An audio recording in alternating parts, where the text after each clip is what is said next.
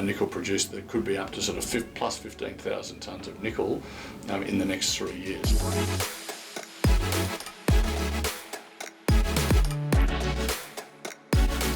Hello and welcome to Paydirt TV. I'm Michael Washbourne and today I'm joined by Poseidon Nickel Managing Director Peter Harold. Peter, welcome. Thanks very much, Michael. Peter, the company's strategy is fill the mill. Just how close are we getting to filling the mill at Black Swan? Well, closer every day, Michael. So look, basically we're obviously well advanced on the feasibility study. So the drilling below the open pit is occurring, is going well. So that's progressing on schedule. The metallurgical test work's well underway. I've got 2 labs doing it to try and speed it up a bit, and it's been overseen by Strategic Metallurgy, and they're feeding back results as they go. GR Engineering, who did the sort of original engineering estimate, have now commenced the detailed engineering study on the refurb of the mill. That's about a 13-week exercise, so that's slotting in nicely with the schedule.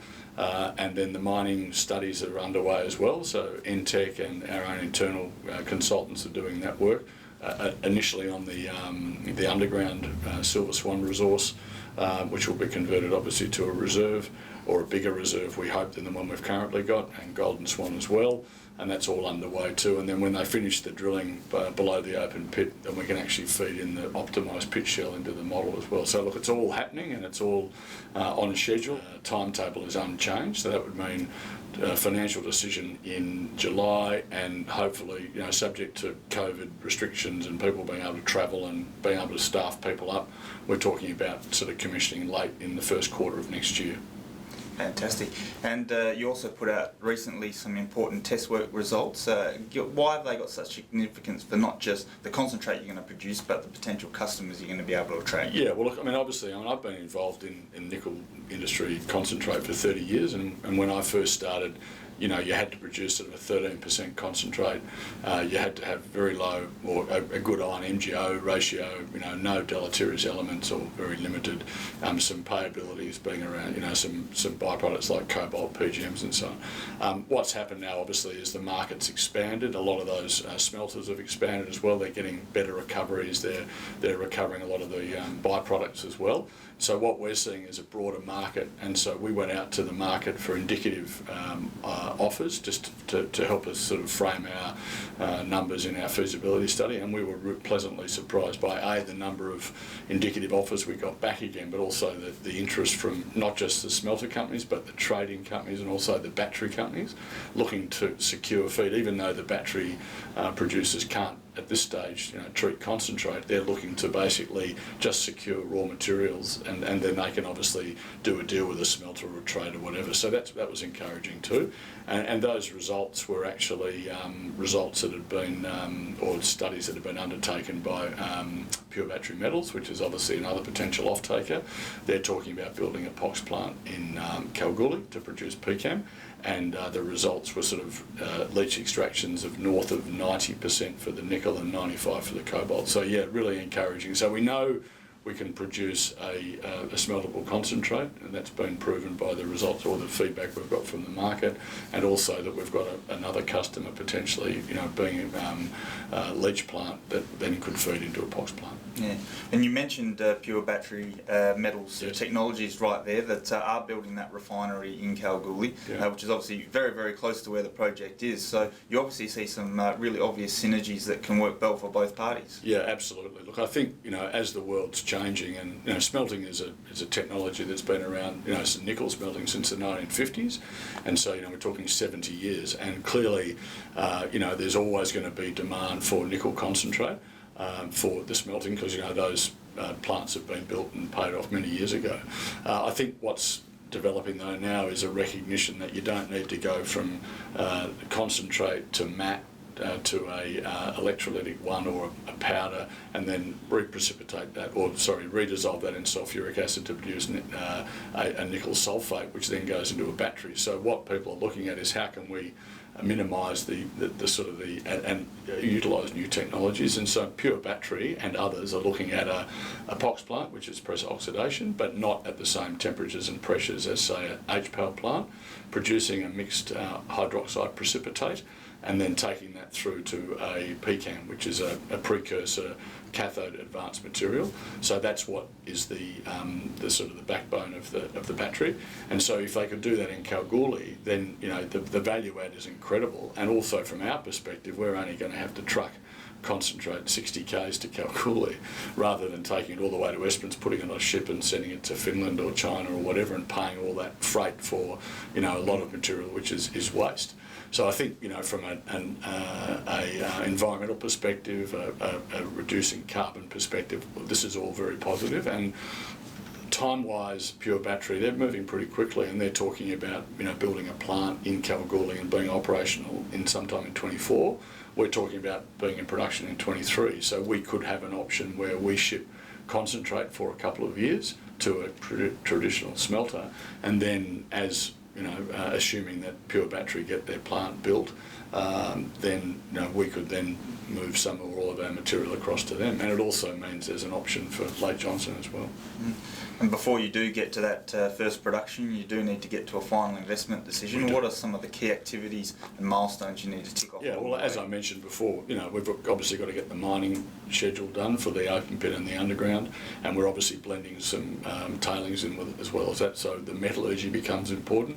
What is the average recovery for those three streams going through the 1.1 million tonne plant? Finalising all the work with GRs, because obviously we got a number which is now 6 months old, which was $22 million to refurb the plant. And my guess is that will have gone up a little bit. I mean, look at what's happened with the market here. So, labour costs have gone up, input costs have gone up as well. So we expect some escalation there. I don't know how much yet, but it's not going to have too much impact on the economics of the business, because we're not talking about hundreds of millions of dollars, which is great. But we need to get that number. We need to finalise. One of the things we are working on, which is very important, is making sure we can get grid power to site.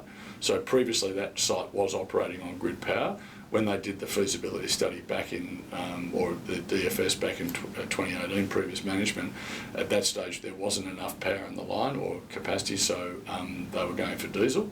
And if we can go back to power, to grid power, that's going to be, it's going to improve our environmental footprint or our carbon footprint, reducing it, but it's also going to reduce the cost.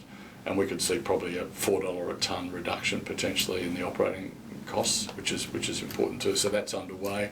The people from Western Power are working on the engineering studies required for that, so that feeds into the feasibility study. There's not many approvals that we require.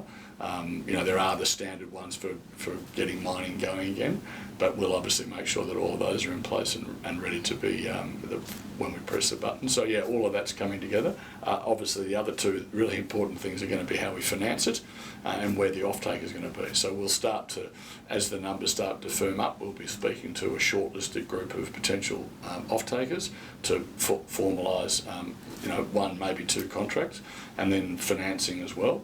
Obviously, there's the equity market, there's the debt market, and we would like to put some debt into this project. We believe it can handle it, so it's a function of who can provide that debt. Is it a trader? Is it a smelter? Is it a combination of those things? Is it a bank? Is it another form of funder? So what's the equity component? All of those things have to be worked out, and that's going to be driven by the economics of the project and what people's view is on the nickel price going forward. And also you recently put out an engineering study for Lake Johnston, one of your other assets, which showed that it could very well travel a similar path to Black Swan. Yeah, I mean, strangely, there's a 1.5 million tonne processing plant sitting there. It's been idle since about 2014, and funnily enough, GRs have done some studies on it, and they've come up with $30 million to refurb it, $31 million, and this is an estimate, not a detailed feasibility, just an estimate, and an operating cost of $36, which is not dissimilar to $22 million for Black Swan and $20 or $30 if you're using diesel. So the increased cost, we'd be talking about a 900,000 tonne, and that's based on some preliminary studies that were done by previous management on mining what's left underground in Maggie Hayes. There's about 3.5 million tonnes at about 1.5%, which would produce a very saleable concentrate, which could be exported from Esperance or back through the Pure Battery Technologies POX plant or pecan plant at Kalgoorlie if that gets built. So quite exciting. We're very keen to, and also there's a lot of exploration potential down at Lake Johnson too. And that project initially started off on a much higher grade ore body called Emily Ann, which was 3.5% nickel. So it'd be great to find another one of those. And we've demonstrated through our success with Golden Swan at Black Swan that we can find new ore bodies. So we're beefing up our exploration team. We've got some people that used to work with me at Panoramic that have joined as consultants.